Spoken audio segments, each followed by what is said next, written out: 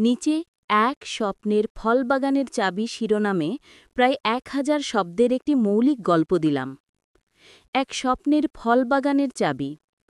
রাত তখন গাঢ় নীল অন্ধকারে ঢাকা। গ্রামের শেষ প্রান্তে দাঁড়িয়ে থাকা পুরনো বটগাছটা যেন নীরবে পাহারা দিচ্ছিল আশপাশের খেতে খামারে। সেই বটগাছের ঠিক পাশেই একটি ছোট্ট টিনের ঘর। সেখানে থাকে রুদ্র, চতুর্থ শ্রেণীতে পড়া এক কৌতূহলী ছেলে। তার বাবা কৃষক, মা গৃহিণী। রুদ্র ছোট, কিন্তু তার স্বপ্ন বিশাল। সে একদিন এমন একটি বাগান বানাতে চায় যেখানে সারা পৃথিবীর সব রকম ফল ফলবে। ড্র্যাগন ফ্রুট থেকে শুরু করে আঙুর, আম, কাঁঠাল, ব্লুবেরি, এমনকি এমন কিছু ফলও যা সে শুধু বইয়ে দেখেছে। কিন্তু স্বপ্ন তো আর সহজে পূরণ হয় না। রুদ্রের বাবা মায়ের সামর্থ্য কম, জমিও মাত্র আধেক বিঘে। সেই জমিতে ধান চাষ করেই পরিবারের বছর চলে যায়। তাই রুদ্র তার স্বপ্নটি বুকের ভেতর গোপন করে রাখে, ঠিক যেমন রাতের আকাশ তার সব তারার রহস্য গোপন করে রাখে। একদিন বিকেলে স্কুল থেকে ফেরার পথে রুদ্র দেখল গ্রামের শেষে বটগাছটার নিচে এক বৃদ্ধ দাঁড়িয়ে আছে। লম্বা সাদা দাড়ি, চোখে অদ্ভুত ঝিলিক। রুদ্র তাকে আগে কখনো দেখেনি। বৃদ্ধ তাকে ইশারা করলেন, এই যে ছেলে, এদিকে আসবে। রুদ্র একটু ভয় পেলেও কিউরিওসিটির জোরে কাছে চলে গেল। বৃদ্ধ হাসলেন, তুমি কি রুদ্র? হ্যাঁ, আপনি আমাকে চেনেন? বৃদ্ধ রহস্যময় ভঙ্গিতে বললেন, তোমার স্বপ্নগুলো বাতাসের কানে কানে ঘোরে, আর বাতাস আমাকে সব খবর দেয়। তুমি তো একটা ফলবাগান বানাতে চাও, তাই না? রুদ্র স্তব্ধ হয়ে গেল। সে তো এসব কাউকে বলেনি।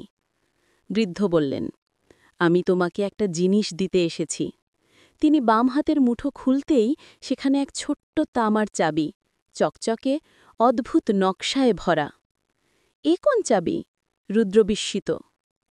এটা স্বপ্নের বাগানের চাবি, যেখানে গাছগুলো নিজে নিজে বড় হয়, ফল নিজে নিজে জন্মায়, আর যত্ন করলে কথাও বলে। তবে মনে রেখো, এই চাবি শুধুই তাদের জন্য কাজ করবে যারা মাটিকে ভালোবাসে। লোভ করলে চাবি কাজ করবে না। রুদ্র চাবিটি হাত বাড়িয়ে নিতেই হালকা উষ্ণ অনুভূতি পেল, যেন চাবির ভেতর ছোট্ট কোনো প্রাণ লুকিয়ে আছে। বৃদ্ধ আবার বললেন, এই চাবি শুধুই তোমাকে পথ দেখাবে, কাজ তোমাকেই করতে হবে। এখন বাড়ি ফিরে যাও।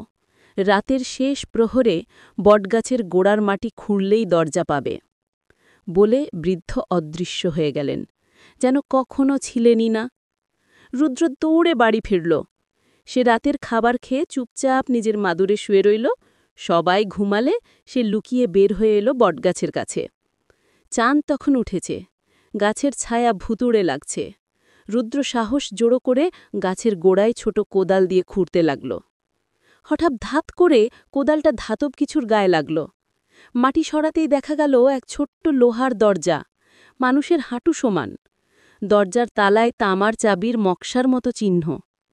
রুদ্র কাঁপতে থাকা হাতে চাবিটি লাগাতেই টিক শব্দে দরজা খুলে গেল। ভেতর থেকে উষ্ণ বাতাস আর হালকা ফুলের গন্ধ বেরোল। সে সাহস করে ভিতরে ঢুকল। এক চোখের পলকে সে যেন অন্য এক জগতে এসে পড়ল। আলোর নদী, রঙিন পাখি, ঝলমলে ফুল, আর সব কিছু ঘিরে বিশাল ফল বাগান। কিন্তু এটা সাধারণ বাগান নয়। প্রতিটি গাছ যেন জীবন্ত, শ্বাস নেয়, গায়ের গন্ধে গল্প বলে। স্বাগতম রুদ্র। একটি মিষ্টি কণ্ঠ ভেসে এলো। রুদ্র দেখল সামনে দাঁড়িয়ে আছে এক ছোট্ট সবুজ পোশাকের মেয়ে, ফল বাগানের রক্ষাকন্যা, নাম তার ফুলুরি। তোমাকে আমরা অনেক দিন ধরে অপেক্ষা করছি, ফুলুরি বলল। এই বাগান তোমার স্বপ্নের মতোই, কিন্তু এটাকে রক্ষা করতে হবে ভালোবাসা দিয়ে। রুদ্র বিস্ময়ে চারদিক দেখল। এক গাছে একই সঙ্গে আম, লিচু, কুল, স্ট্রবেরি, আরেক গাছে বেগুনি রঙের অদ্ভুত ফল। ফুলুরি বলল ওটার নাম তারা ফল, রাতে হালকা আলো ছড়ায়। একটি ছোট্ট বৃক্ষ নিজের ডাল বাড়িয়ে রুদ্রের গালে আলতো ছুঁয়ে দিল, যেন পরিচয় দিচ্ছে। রুদ্র হাসল। ফুলুরি বলল, প্রতিটি গাছের একটা মন আছে, ওরা চায় কেউ ওদের বোঝুক। তুমি যদি রাগ, লোভ বা ঈর্ষা দেখাও, বাগান শুকিয়ে যাবে। কিন্তু যত্ন ও সৎ মন দিলে এই বাগান তোমাকে উপহার দেবে জ্ঞান, সাহস আর নতুন নতুন ফল।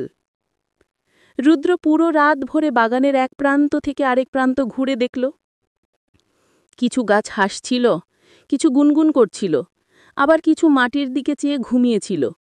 এই জগৎ তার কল্পনার চেয়েও সুন্দর। ভোরের আলো ফুটতেই ফুলুরি বলল, এবার তোমাকে ফিরে যেতে হবে। বাগান প্রতিদিন একবার তোমার কাছে খুলবে, যতক্ষণ তুমি সৎ থাকবে। তোমার দায়িত্ব হল স্বপ্ন আর বাস্তবকে একসঙ্গে বড় করা। রুদ্র চাইছিল না ফেরত যেতে, কিন্তু বাধ্য হল। দরজা দিয়ে বের হতেই সে আবার বটগাছের নিচে, ভোরের শিশিরে দাঁড়িয়ে। পরের দিন থেকেই রুদ্র স্কুলের পর জমিতে কাজ করতে শুরু করল। বাবাকে সাহায্য করল, মাটির যত্ন নিল, আর প্রতিদিন রাতে সে যেত স্বপ্নের বাগানে। গাছগুলো থেকে শিখত নতুন কিছু, নতুন ফল, নতুন কৌশল। ৩ মাসের মধ্যে রুদ্র নিজের ছোট্ট জমিতে কয়েক রকমের ফলের চারা লাগাল, যেমনটা স্বপ্নের বাগানে দেখেছিল। শুরুতে সবাই হাসাহাসি করল, এতটা ছোট জমিতে এত ফলের গাছ চলবে নাকি? কিন্তু রুদ্র থামল না। সে প্রতিটি গাছের কাছে কথা বলত, পানি দিত ভালোবাসা দিয়ে। অল্পদিনেই আশ্চর্য ঘটনা হল। গাছগুলো দ্রুত বাড়ল, মাটিও যেন উর্বরা হয়ে উঠল। রুদ্রের বাবা মায়ে বিস্মিত। গ্রামের লোকেরা বলল, ছেলেটার হাতে যেন জাদু আছে। কিন্তু রুদ্র জানে, এটা জাদু নয়, এটা তার স্বপ্নের বাগানের শেখানো ভালোবাসা। এক সন্ধ্যায় আবার সেই বৃদ্ধ এলেন বটগাছের কাছে। বললেন, রুদ্র, তুমি পরীক্ষা উত্তীর্ণ হয়েছ। এখন চাবি আর স্বপ্নের দরজা নয়, তোমার নিজের মনে থাকা শক্তিকে খোলার চাবি হয়ে থাকবে। রুদ্র জিজ্ঞেস করল, তাহলে বাগানটিতে আর যেতে পারবো না? বৃদ্ধ হেসে বললেন, যে স্বপ্ন তুমি বাস্তবে রোপণ করে ফেলেছ, সেই স্বপ্নের জন্য আলাদা দরজা প্রয়োজন হয় না। বৃদ্ধ মিলিয়ে গেলেন। রুদ্রের হাতে তামার চাবি রয়ে গেল, কিন্তু সে জানত চাবিটা এখন নতুন এক শক্তির প্রতীক। বছর ঘুরে রুদ্রের ছোট জমি এক পছন্দের ফল বাগানে পরিণত হল। সেখানে শিশুদের শেখানো হয় কিভাবে মাটিকে ভালোবাসতে হয়। রুদ্রও বড় হল, কিন্তু তার ভেতরে সেই স্বপ্নের বাগান কখনো হারিয়ে গেল না। কারণ সে জানে, সত্যিকারের জাদু থাকে ভালোবাসা, সততা ও পরিশ্রমে।